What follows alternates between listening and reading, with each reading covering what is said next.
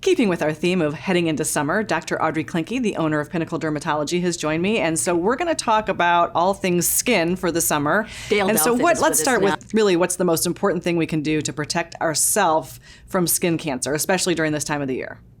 Absolutely. So there are actually lots of things we can do.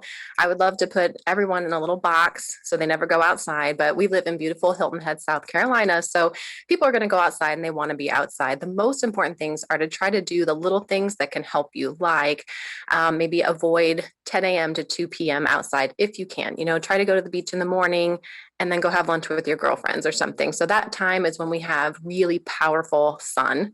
Of course, sunscreen. Everybody knows sunscreen. And it's so much easier now because there are really good sunscreens out there that don't feel gross. But when you're looking for a sunscreen, people will ask me, well, what should I use? And it's like, whatever you're actually going to use is the easiest answer, but you want a mineral sunscreen. So something with zinc, titanium, or both. And you want at least an SPF of 30 for kind of your day-to-day. And then if you're going to be on the beach, maybe bump it up a little bit. The other thing that I think is awesome are those UPF clothing options now. So there are shirts and leggings and capris and all these hats, really cute hats. So try to toss on some things that are going to protect you when you know you're going to be out.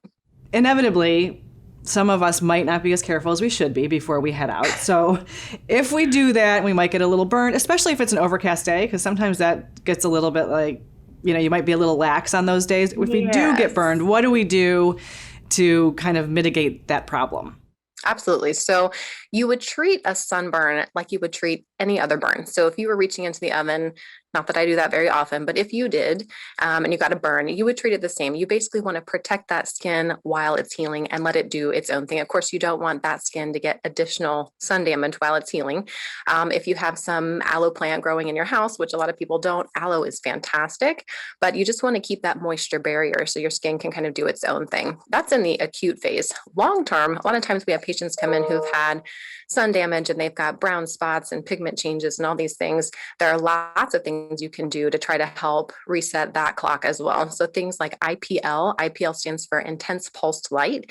And it's sort of like a laser. It's technically not a laser, but it helps to eradicate a lot of that old sun damage and pigment, or topical things that you can do at home. Like tretinoin is a great product. A lot of people know it as Retin-A, and it helps to increase your cell turnover. So you get rid of a lot of that pigment and sun damage, or even adding in some hydroquinone, which is another product that helps you to stop making more pigment. So your pigment starts to slowly erase over time. So there's lots of things that we can help you with, but I do think it's important to meet with a skin health professional, because some of those things out there can be a little confusing, and sometimes people are using too much or the wrong thing or combining the wrong things.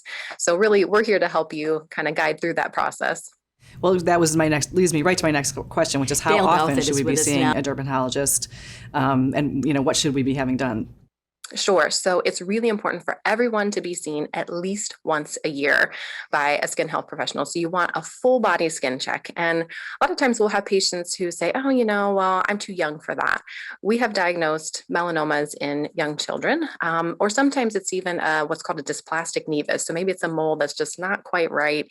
And if you left it long enough, it would become something. So really, if you're outside, you should be getting a skin check, even if it's a quick one for kids.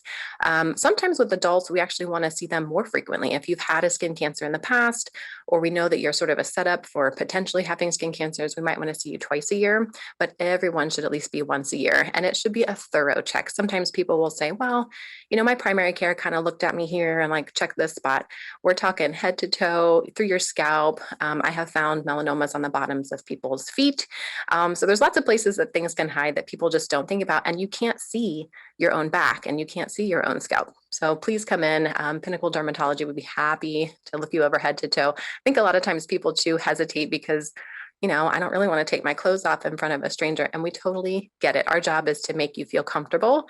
And we're there to look at your skin. It's not a beauty contest. We're there to help you, and your skin is your largest organ. It's a really important one. You got to have it your whole life. Absolutely. Well, Dr. Klenke, thank you for the excellent information. We really appreciate it, and make sure you're getting your check every year.